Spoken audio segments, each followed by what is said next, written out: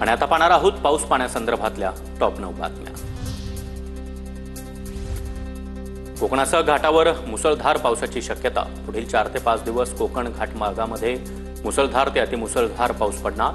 हवामान तज्ञ कृष्णानंद यांची माहिती। गडचिरोली जिल्ह्यामध्ये मुसळधार पावसाचा मोठा फटका। कुरखेडा तालुक्याच्या दुर्गम भागातील 7 मार्ग बंद। नाल्यांना पूर आल्यामुळे रात्रीपासून ये-जा बंद। गावांचा संपर्क तुटला। अकोल्यामध्ये 4 जुलैपर्यंत अतिवृष्टीची शक्यता। नागपूरच्या प्रादेशिक हवामान खात्याकडून अतिवृष्टीचा इशारा।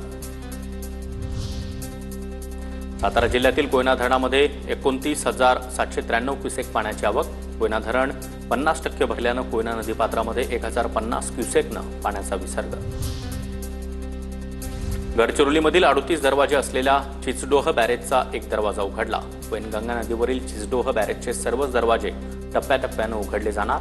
नदीपात्रामध्ये पाण्याचा विसर्ग वाढला। भंडारा जिल्ह्याला जोरदार पावसानं झोडपलं। वैनगंगा नदीवरील मोठ्या पुलावर पावसाचं पाणी साचल्यामुळे नागरिकांना नाहक त्रास। प्रशासनाचा कारभार चव्हाट्यावर। आंबोली घाटातील मुख्य धबधब्याजवळ कर्नाटकातील पर्यटकांचा धुडकूस।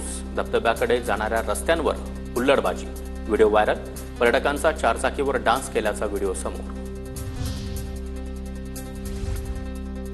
नंदुरबार जिल्ह्यामधील सातपुड्याच्या दुर्गम भागामध्ये मुसळधार पाऊस। सातपुडा परिसरामध्ये धुक्याची दाट चादर। अनेक नद्या आणि नाले प्रवाहित। बुलढाणा जिल्ह्यामधील लोणार तालुक्यामध्ये अतिवृष्टीमुळे शेतीचं मोठ्या प्रमाणात नुकसान। शेतकऱ्यांसमोर दुबार पेरणीचं संकट।